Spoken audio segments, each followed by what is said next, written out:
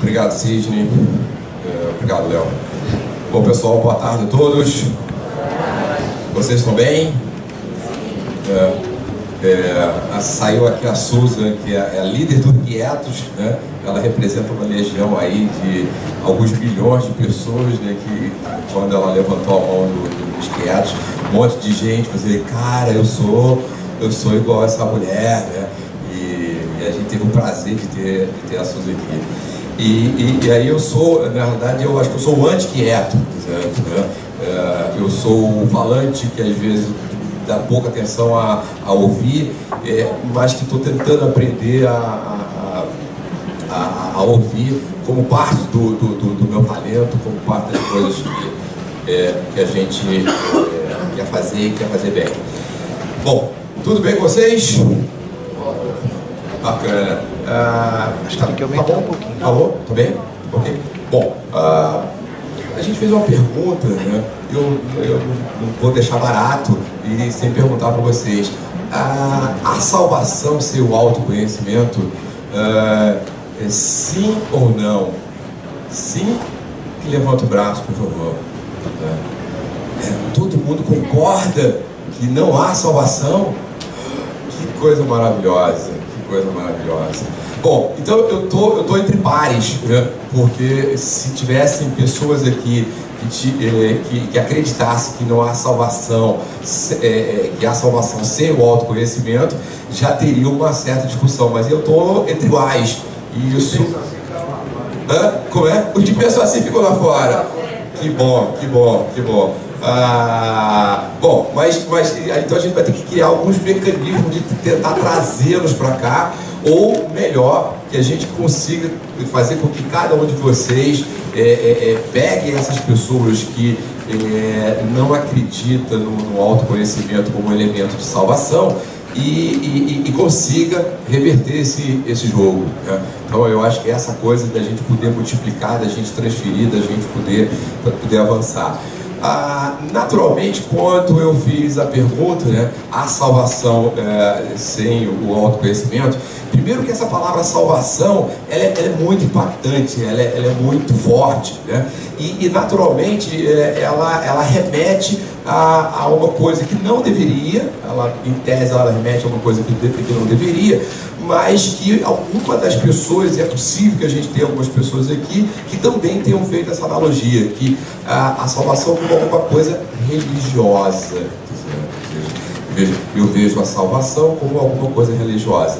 E de fato a palavra ela não tem esse caráter, né? Salvação é salvar-se, né? É continuar vivo, né? E aí neste caso o conceito que nós trabalhamos, a palavra, o que seria sinônimo para a gente da palavra salvação, no fundo há sucesso verdadeiro, constante, profícuo, assim, contínuo, sem o autoconhecimento. Então, no fundo, o título da palestra é há sucesso sem o autoconhecimento, né? Sucesso de verdade, aquele sucesso que a gente faz com prazer, que a gente deixa alguma coisa para as pessoas, que a gente agrega valor para a gente, né? E agrega valor para o próximo. Então o conceito da palavra salvação vem daí.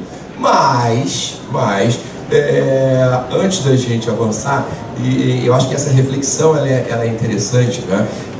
E a gente vai continuar fora do caminho religioso, mas eu vou citar duas reflexões que eu vi muito recente e que a gente, de alguma forma, na Itália, a gente está levantando essa coisa do autoconhecimento como a nossa bandeira, como o nosso credo, como a nossa missão, que não tem nada de religioso, absolutamente nada de religioso.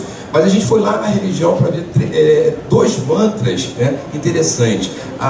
O primeiro mantra da Igreja Católica, que ela dizia o seguinte: não há salvação fora da Igreja, né? Então, esse é o mantra da Igreja Católica e esse mantra permaneceu durante muitos anos. Depois, eu, assim, né, no ato contínuo, eu estava fazendo uma série de leituras religiosas e lia a biografia do Kardec. E aí, novamente, eu me deparo com uma outra coisa muito interessante, e é provável que a gente tenha kardecistas aqui, espíritas aqui, e é muito interessante essa coisa do Kardec. Eu não sou espírita, mas é muito interessante quando ele diz o seguinte, não há salvação fora, alguém pode me ajudar? Da caridade.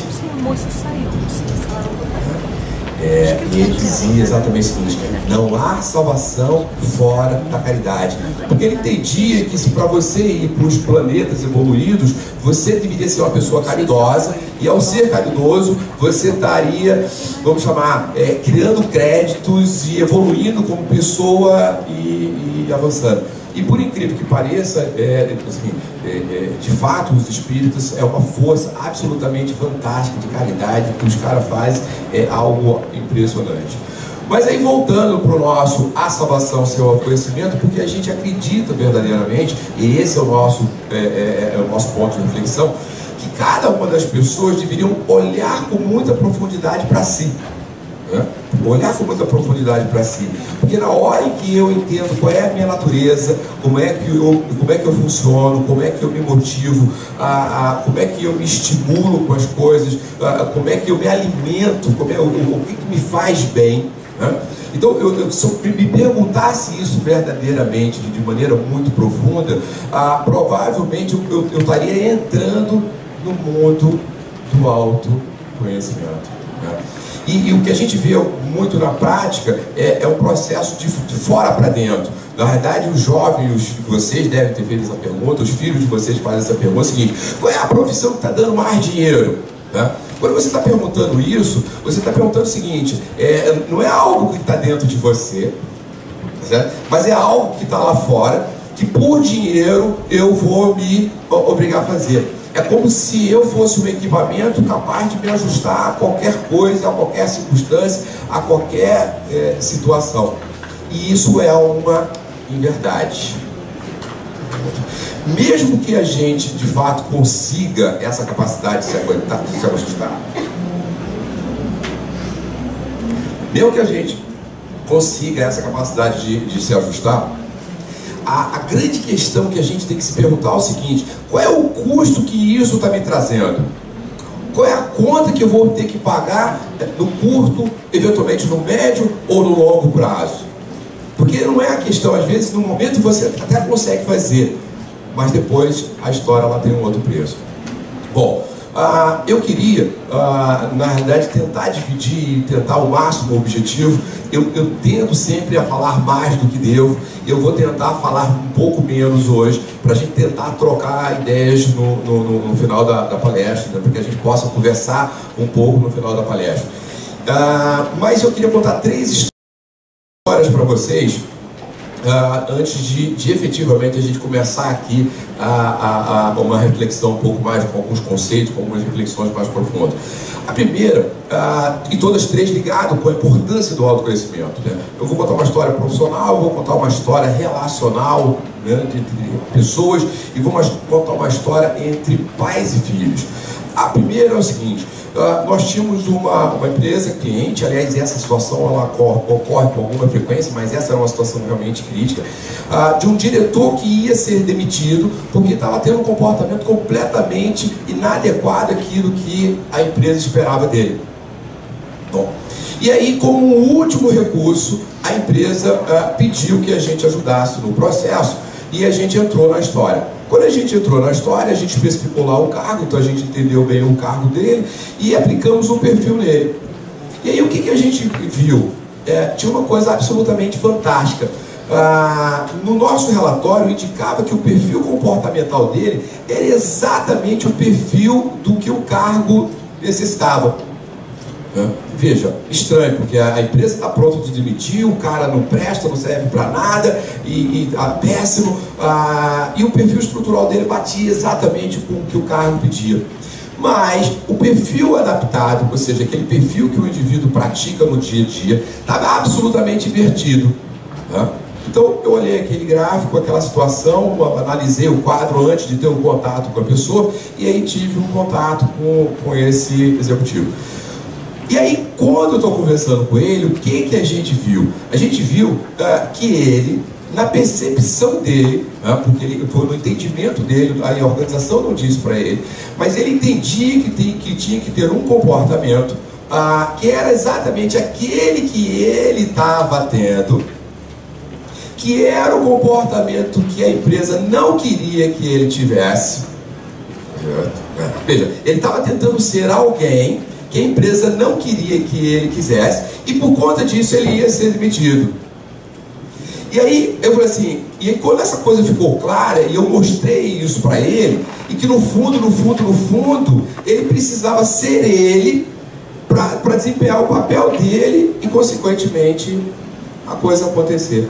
E foi exatamente o que aconteceu, né? Ou seja, no momento que ele passou a ser ele, porque ele estava representando um papel no qual ele não tinha a menor característica, né? Consequentemente, ele estava sendo alguém que não era, para uma situação que não devia, numa empresa que não queria daquela maneira. Então veja, o quanto o autoconhecimento dele, a respeito dele, seria importante nesse processo, e o quanto o próprio conhecimento do cargo dele e o casamento disso. Ou seja, por um triz, esse indivíduo não é demitido, e numa circunstância completamente, quase que inacreditável, quase que esquizofrênica, porque o cara estava sendo alguém que não deveria ser. Bom, a segunda história é uma história mais relacional, né? Porque provavelmente todo mundo aqui tem uma namorada, um namorado, uma esposa, né? E aí, essa história, eu tenho várias histórias, apesar da gente não trabalhar nesse segmento, mas várias situações, essas histórias já se repetiram em circunstâncias não oficiais, mas oficiosas. E aí, um casal, e esse casal era um casal nordestino, ele era, nesse caso, o quieto da relação. Um cara introspectivo, mais calado, mais tímido, com mais dificuldade de tomada de decisão, extremamente detalhista, preciso, minucioso, o que aspas, pela terceira vez, seria, vamos chamar, um comportamento mais previsto e desejado para as mulheres, né? Dentro da visão machista, ok? Bom, e ela era exatamente o contrário, era a exuberância em pessoa, chegava, falava com todo mundo, decidia, e tomava conta, inclusive, do dinheiro dele, e ele já desesperado, ela quer mandar em tudo, né? Onde ela chega, ela é uma amostrada, como se diz lá no Nordeste, né? Ela é uma amostrada, né? Ela assim, ela se mete em tudo, Jorge é uma amostrada. E aí o que acontece? E aí ela achava ele o quê?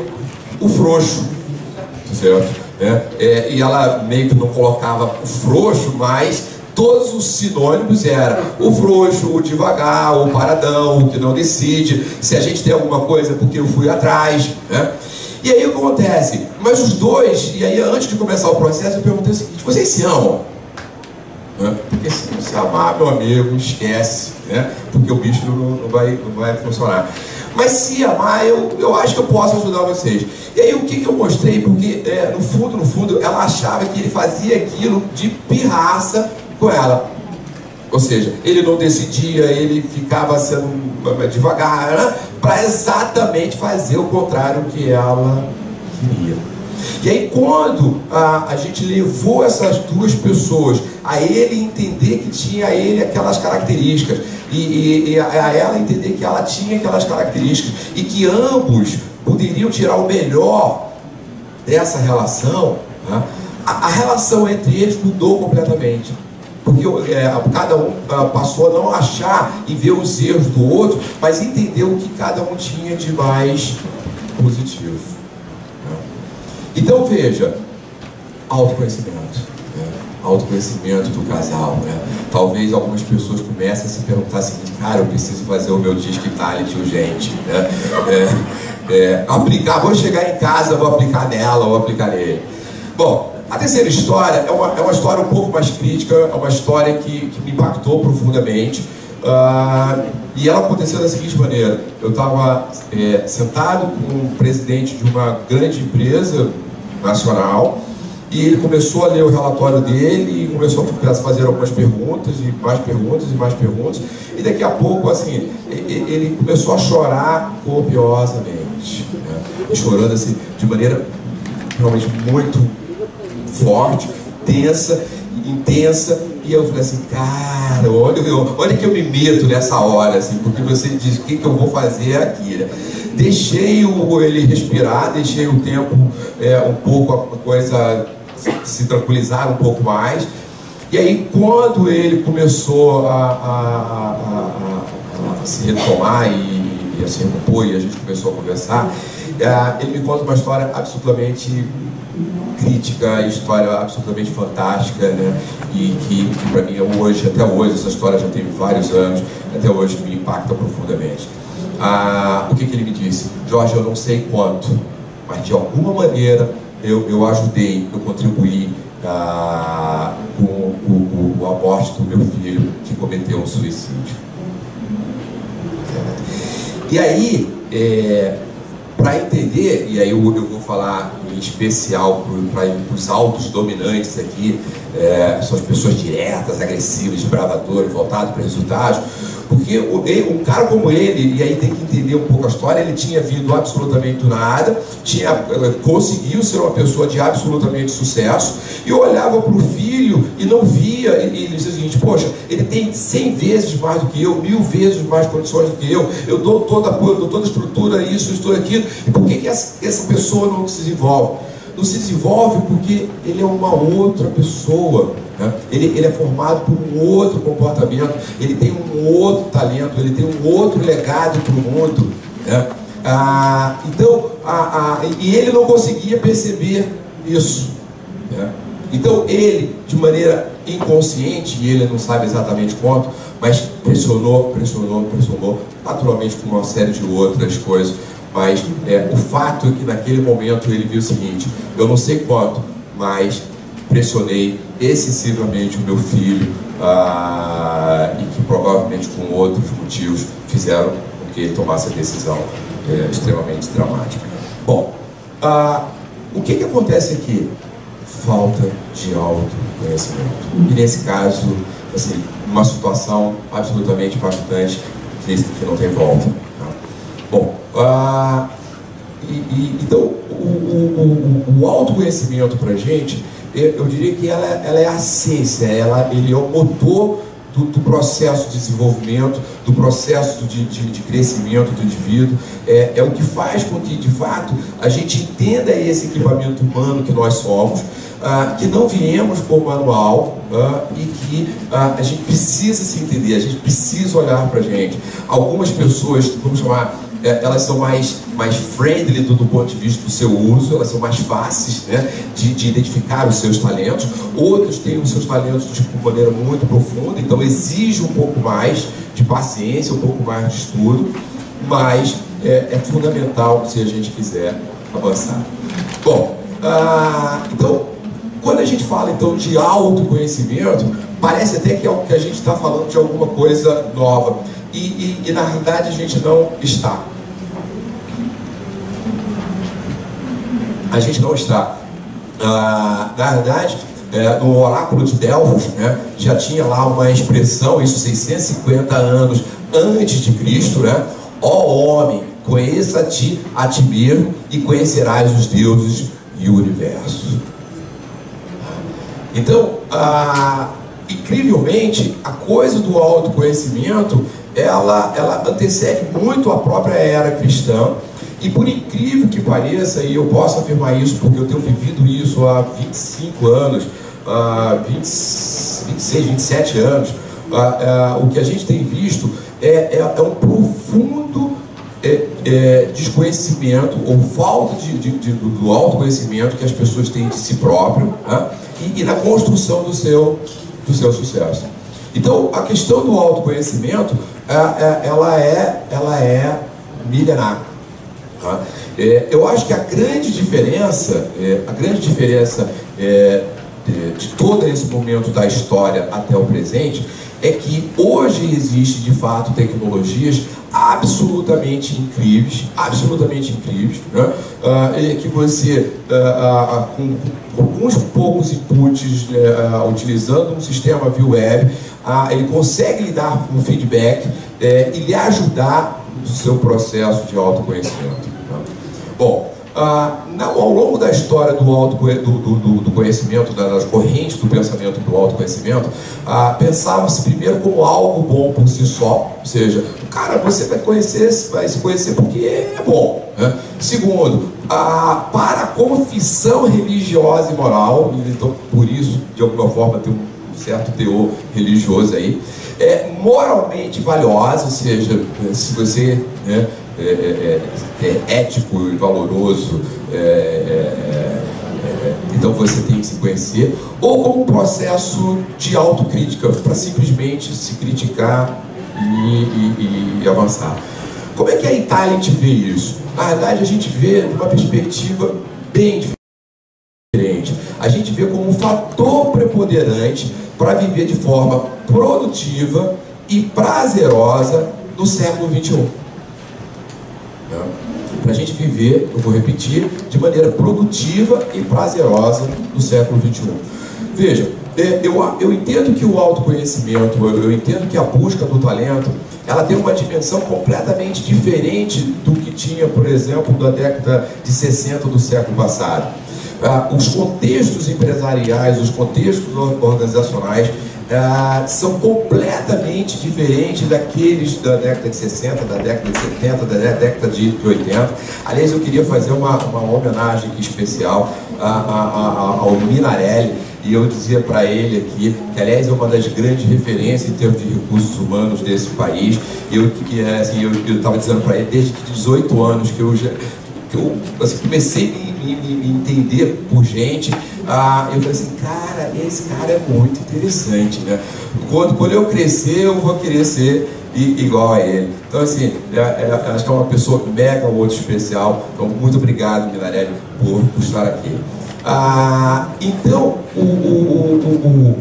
o século XXI, que a gente vive um nível de pressão máximo, em que a gente é a única pessoa naquela posição, naquele departamento, em que a gente literalmente se trabalha 10, 12 horas ou mais seguidas, em que os patamares de exigência sobre as pessoas ele é máximo, né? Então, ou você de fato é a pessoa certa, todos os elementos no lugar certo, ou você vai ter muita dificuldade. Então, uma grande pergunta para vocês: quais são suas forças e fraquezas? Então, vou repetir: quais são suas forças e fraquezas? E aí, um aspecto importante, na nossa percepção, as pessoas não são sucesso pelas suas fraquezas. As pessoas são sucesso pelas suas forças. Agora, eu tenho que me perguntar se eu tenho algum tipo de fraqueza que faça com que o meu nível de água esteja acima da minha, da minha capacidade, da minha boca, do meu nariz, porque senão eu me afogo. Então, se eu sou, no caso, por exemplo, aqui da apresentação da Susan, que é uma quieta, mas que é uma quieta que é ouvida agora por milhões de pessoas, que soube se colocar e soube dizer o seguinte: olha, os quietos são importantes, eles têm um papel, né? E eu concordo plenamente com ela, exceto aquela fraqueza que faz com que a gente não consiga respirar. O que vai fazer com que vocês sejam um sucesso são as forças de vocês. Isso que vai fazer a diferença. Isso que vai fazer a grande agregação de valor para cada um de vocês. Então, essa é a primeira questão. A segunda questão: você aceita as coisas como elas são ou muda a realidade que vive? Então, o processo de autoconhecimento, ele pode me colocar em situações em que eu sou exigido para mudar realidade, E se eu não sou aquela pessoa que é capaz de mudar a realidade, eu vou me sentir pressionado, eu vou me sentir mal e eu não vou conseguir avançar. Se eu sou a pessoa que muda a realidade, então eu posso ser um desbravador dentro desse processo. A gente tem colocado muito, normalmente, os dois tipos de perfis extremos, né, que a gente chama de perfis, assim, dos dois extremos. De um lado, os dominantes, direto, agressivos, desbravadores, voltados para resultados.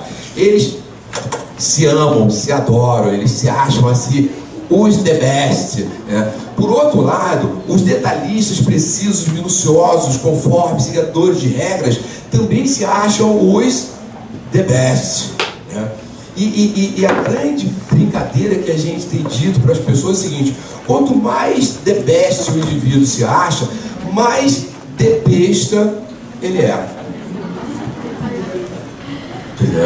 Porque o the best não está na individualidade, o the best está no time, está na complementariedade, está em compor com as pessoas, está nas relações.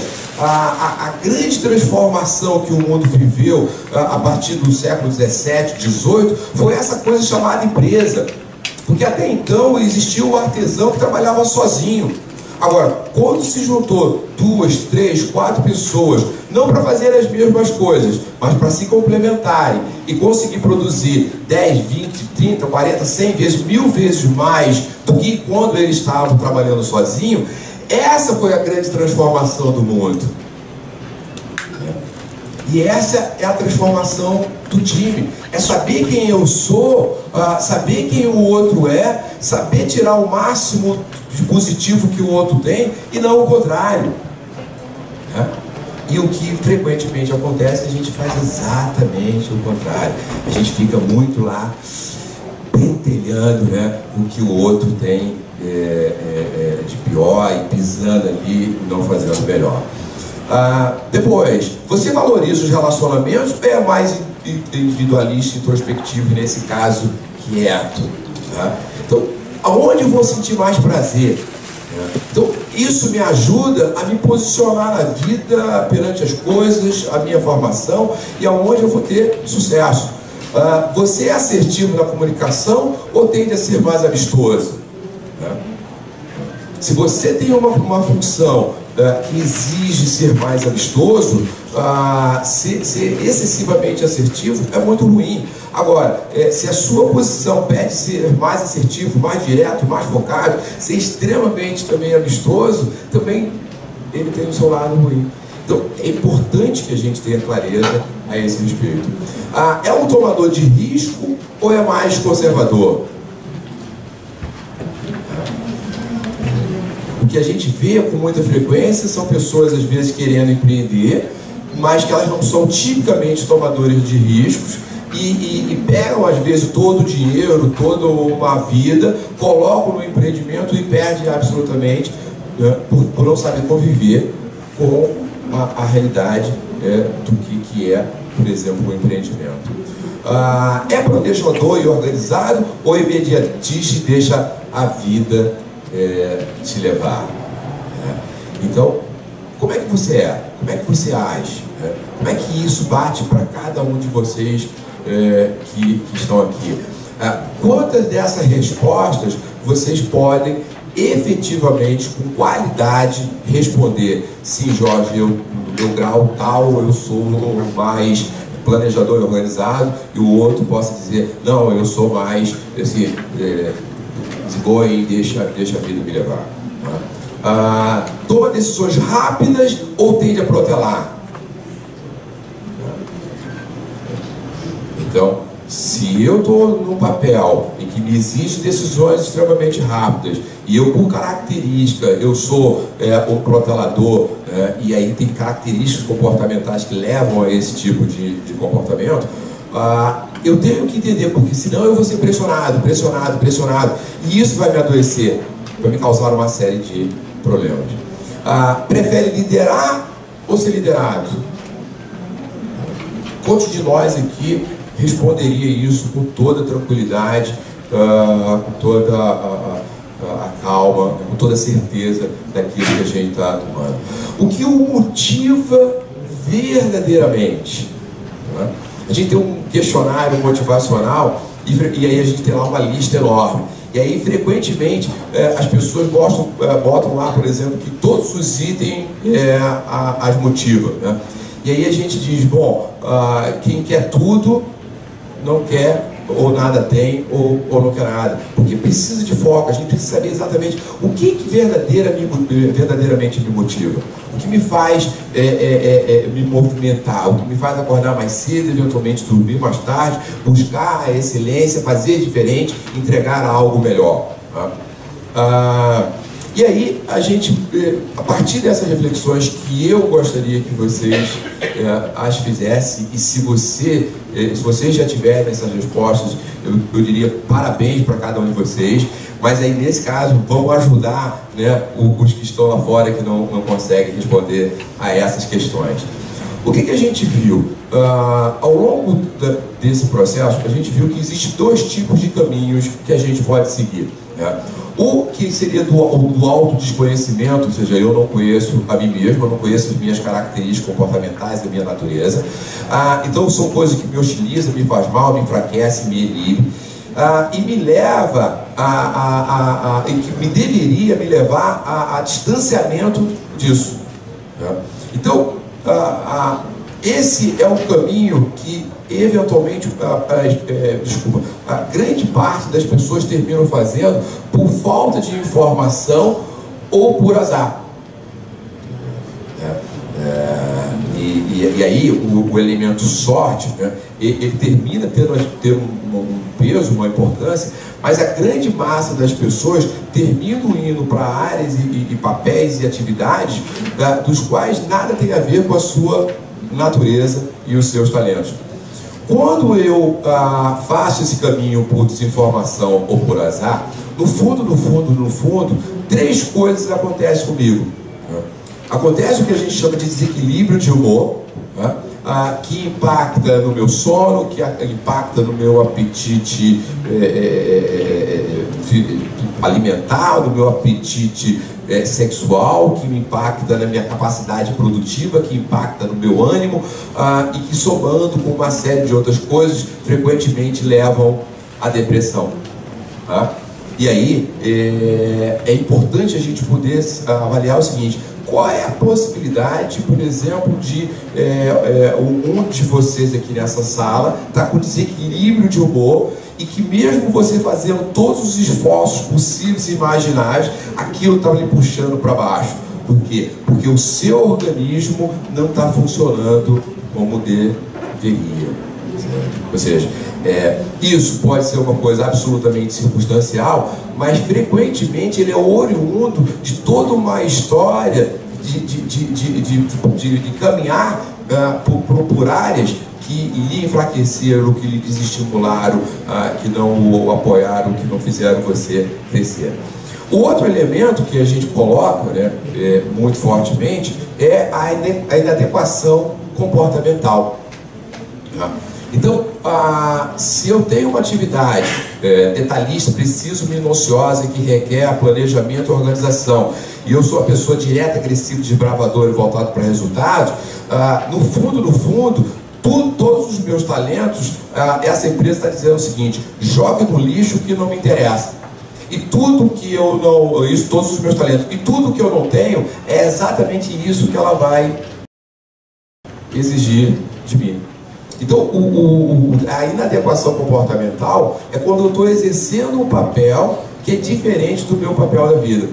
Mas aí eu tenho ouvido com muita frequência as pessoas dizem: poxa, Jorge, mas eu já estou nesse cargo há 5, 6, 10 anos e eu não vou sair daqui. Eu falo assim: essa é uma conta que você vai ter que pagar. Certo? E a gente paga ou à vista ou a prazo, né? Então tem coisas que a gente paga à vista e outras a gente paga a prazo. A inadequação comportamental, normalmente a gente paga a prazo. Agora, uma coisa que é fundamental dentro das organizações, a gente vai refletir sobre isso. Tá? Se eu estou dentro de uma empresa, eu tenho que gerar resultados. Então, se eu estou aqui nesse palco, só me resta uma coisa: tentar fazer o melhor nesse meu papel de apresentador. E não importa se eu sou tímido, se eu sou uma pessoa que fala muito baixo, se eu gostaria de trabalhar, de estar agora apresentando sentado, nada disso importa. O que importa é que todas as pessoas possam me ver, que a gente possa ter uma conexão, que a gente possa se olhar e a gente ver, né, que está existindo uma relação e que há uma adequação aqui comportamental. Mas as inadequações comportamentais dentro das organizações, que eu diria que é um fator, é um grande fator de infelicidade e baixa produtividade no trabalho. O último ambiente são os ambientes, o terceiro fator são os ambientes negativos. Tá? Então, o que é um ambiente negativo? É onde você está dentro de uma organização, onde a inveja, a discórdia, a fofoca, a falta de valores, a falta de ética, né? Ela impera. O não acolhimento, ele impera. E o pior é que isso pode ser dentro das organizações, mas pode ser também dentro das casas de onde alguns de vocês possam ou estejam vivendo. Eu já conheci várias pessoas que eles fazem o seguinte: ele termina o dia do trabalho dele, aí ele arranja um MBA, aí ele fica até as 10, 11 horas lá, termina o MBA, aí quando termina o MBA A, ele faz o B. Quando ele termina o B, ele faz o C. Quando ele termina o C, ele faz o D. Aí você diz, cara, me diz uma coisa, por que você faz tanto MBA? Porque eu não quero ir para casa mais cedo. Então, as pessoas terminam se distanciando para poder ter um espaço para ela. Então, o ambiente negativo é sim um dos fatores que levam ao fracasso. Bom, passos do caminho tóxico. Eu escolho uma formação ao acaso, eu não sei o meu comportamento, 10 minutos, obtenho os conhecimentos, assim, a esmo, consegue uma função ou cargo, procura adequar o comportamento aos conhecimentos e, por último, exerce uma função com muito sacrifício. Né? Então, esse é o que a gente chama de o caminho tóxico, onde você não tem uma variável do autoconhecimento aqui. No caminho do que a gente chama da ecologia humana, né, que nesse caso, e aí o que é ecologia humana? A gente criou esse conceito de ecologia humana para ajudar a gente a pensar e ajudar e trazer outras pessoas para pensarem junto com a gente da seguinte maneira. A palavra ecologia é uma palavra muito forte, muito presente, e ela está muito ligada ao habitat onde a gente vive. Mas se a gente perguntar qual é o habitat mais primário nosso, qual vai ser a resposta, pessoal?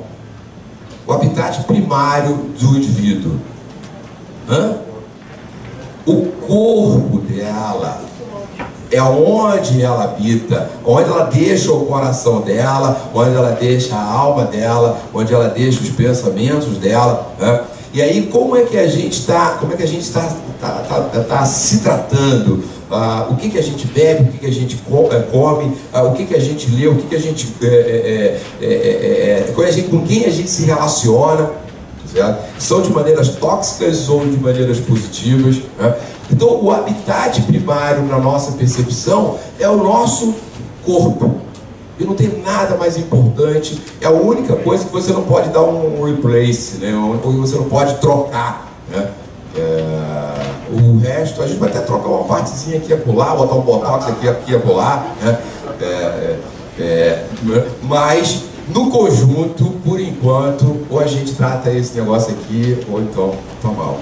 E aí, aquilo que nos acolhe, faz bem, fortalece, estimula, seria exatamente aquelas coisas que nós deveríamos nos aproximar.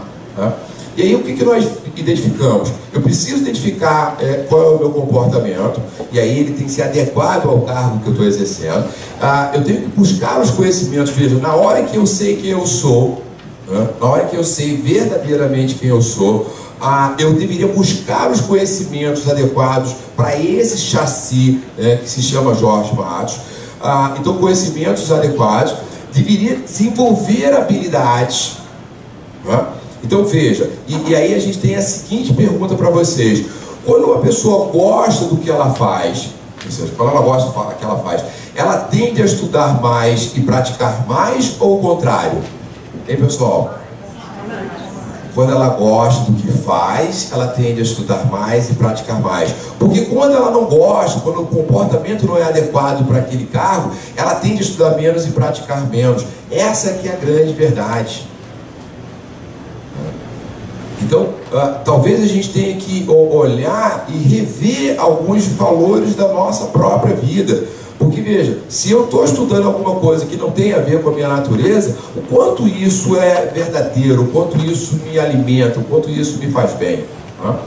E aí, veja, conhecimentos adequados, veja comportamentos adequados, comportamentos adequados, veja conhecimento adequado e habilidades adequadas, levam àquilo que nós chamamos de atitudes de alta performance.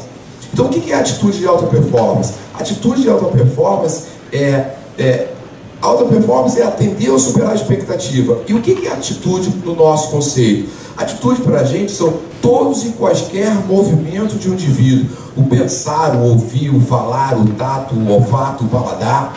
Tudo que nós fazemos são nossas atitudes. E aí veja, se eu tenho comportamentos adequados, conhecimento adequado, habilidades adequadas, é provável que eu tenha atitudes de alta performance.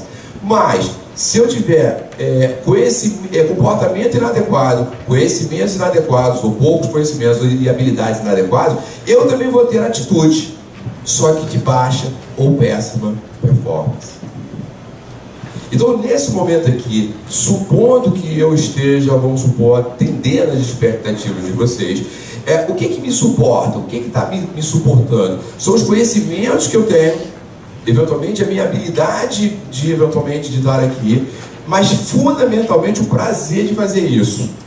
Porque veja, se eu estou entregando alguma coisa para vocês, ou eu me alimento com esse processo e que eu vou querer fazer mais, ou eu vou me sentir sugado nessa relação e, na pior das hipóteses, não vou querer fazer mais isso, né? E aí veja, se eu tenho a atitude de alta performance, em tese, o que está faltando? A geração de resultados. E os resultados eu obtenho como? Se eu tiver um processo adequado, sistema adequado, gerenciamento adequado, clima adequado, ou seja, os elementos que compõem a organização. Então, o indivíduo de alta performance, ele pode até não gerar resultados se ele não tiver um ambiente propício. Como é que a gente construiu toda a lógica? A gente construiu a lógica da seguinte maneira: a gente perguntou aos empresários o que eles queriam, resultados. A gente chegou à conclusão de que quem gera resultados são atitudes, são as pessoas que têm atitude de alta performance, e fomos atrás dos elementos que compõem isso, né? Que são os conhecimentos, os comportamentos e as habilidades. E aí eu passo para o caminho da alta performance. Primeiro, cada um conhecer a sua natureza, o seu comportamento, o seu talento. Primeiro. Segundo, conhecer seu tipo de inteligência.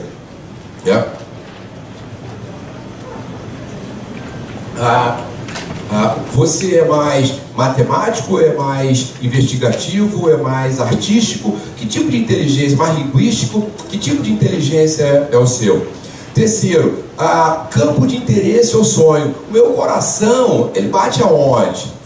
Quando eu vejo alguma coisa, o que me encanta? Esses são os elementos, são os grandes temperos da vida. Ou seja, aquilo que me encanta, o meu tipo de inteligência, ou seja, o que eu mais facilmente eu posso aprender, e aquilo que me dá prazer. O que a gente viu? O tipo de inteligência e o campo de interesse ajuda a definir a formação acadêmica que eu vou fazer, né? Só que veja, a pergunta que normalmente o jovem faz é: eu vou ser engenheiro, eu vou ser advogado, eu vou ser médico. Ele está preocupado com formação acadêmica, mas as pessoas não vivem nas suas formações acadêmicas, elas vivem nos seus cargos, tá? E aí, o que a gente viu? Novamente repetindo, o tipo de interesse, o tipo de inteligência e o campo de interesse leva à formação acadêmica, que ajuda a escolher o objeto do cargo, mas não a sua natureza, porque quem define a natureza do cargo são os comportamentos. O que é então, Jorge, objeto do cargo e natureza do cargo? O que a gente entende como objeto do cargo é o seguinte: poxa, se eu fiz engenharia, que é natural que eu trabalhe na engenharia. Agora, o meu comportamento vai definir a natureza. E o que é natureza? Se eu sou um detalhista, preciso e minucioso, eu vou ser um pesquisador, um projetista, um calculista. Agora, se eu sou direto, agressivo, desbravador, persuasivo, é provável que eu seja um vendedor de produto de engenharia, um gestor da área de engenharia. Isso é a natureza do cargo. Então, um define o objeto e o outro define a sua natureza.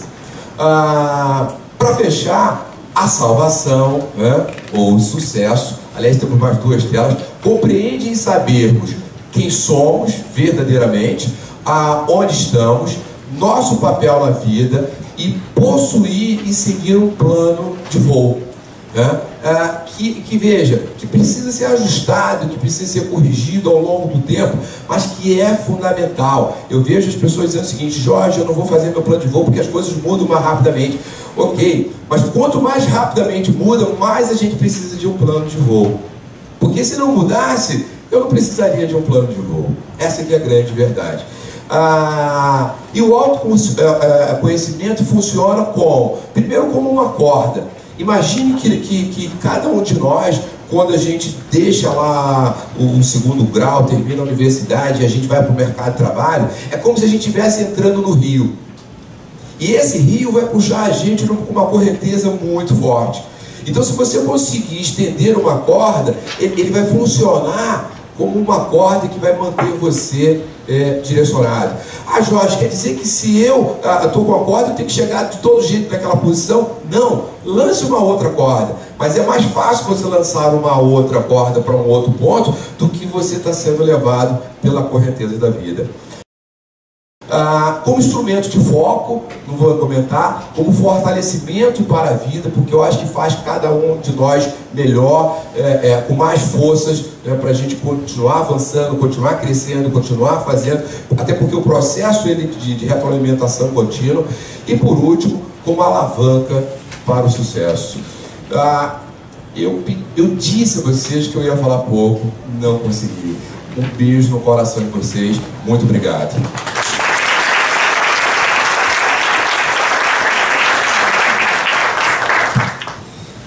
A gente tem um sorteio e se tiver, naturalmente eu vou ter todo o tempo do mundo para responder perguntas.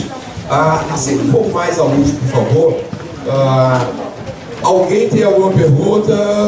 Por favor, uma pergunta. Ou não? O microfone. Silvia, oi. Ok. Posso falar alto? Por não.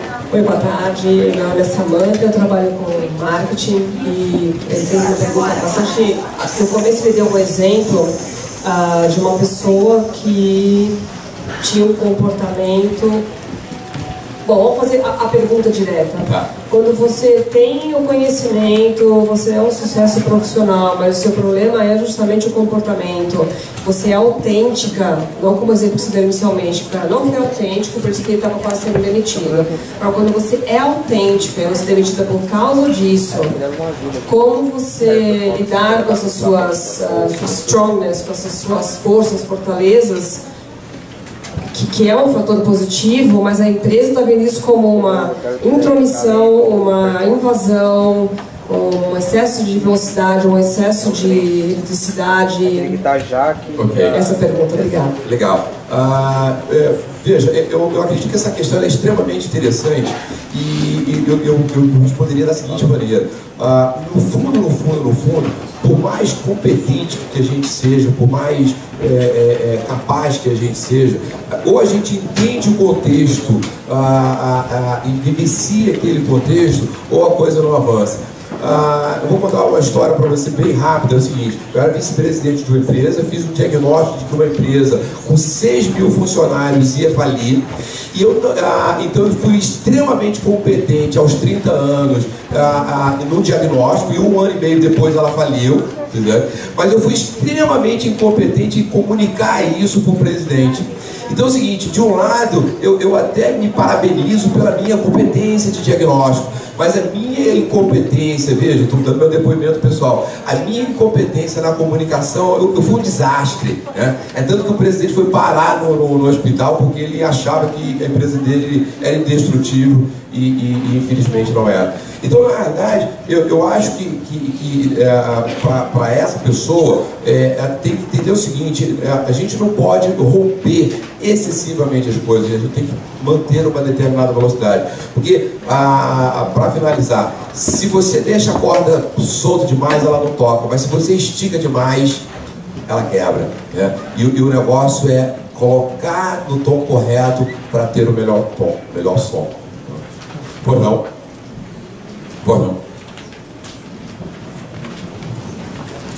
Boa tarde. Pois não? Eu acho que a gente está falando aqui, na verdade, para uma plateia de pessoas já formadas, a maioria aqui, eu acredito, e que a gente, de alguma forma, sofre um pouquinho com isso, né? O ponto da vida de se autoconhecer, de chegar no ponto. Eu fiquei pensando, na verdade, nos jovens, né? Eu falo que eu tenho um adolescente em casa, então, eu queria que o senhor falasse um pouquinho sobre como é que a gente pode até utilizar esse tipo de ferramenta ou ajudar os jovens. Não falo nem, eu falo por causa própria meu filho, mas para que eles não batam tanta cabeça quanto tantos de nós aqui batemos até achar realmente o que a gente se encaixa.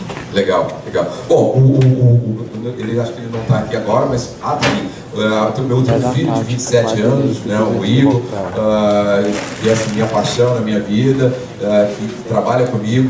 E que eu tinha inclusive muito medo, porque eu fazia muito isso para filhos de amigos das empresas, e aí eu me perguntava, pô, será que na hora H eu vou conseguir fazer para o meu, né, casa de ferro, espelho de ferro, ou de plástico, ou de madeira, ou seja o que for.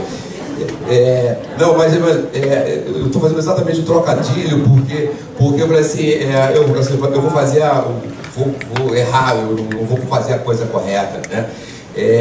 E aí, eu diria que é um processo cuidadoso. No fundo, eu acho que a gente tem que estar muito atento a eles, utilizar as tecnologias hoje disponíveis, né? Existe muita coisa hoje disponível, muita coisa bacana, que ajudam nesse processo. Mas, fundamentalmente, eu acho que a pergunta crucial é o seguinte: o que faz você feliz? Eu acho que essa talvez é a essência da coisa. Mas existe um monte de instrumentos e nesse caso, assim, fazendo um pouco plim-plim, a gente pode ajudar muito.